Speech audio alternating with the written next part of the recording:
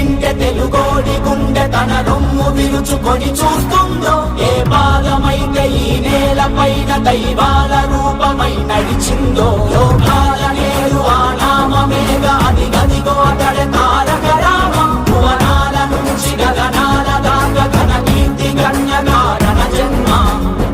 ఎంత పుణ్యం చేసుకుందో వెండి తెర నిన్ను కనగా, ఎంత కీర్తి పొందెనేమో పాత్రలే నీ కలతో.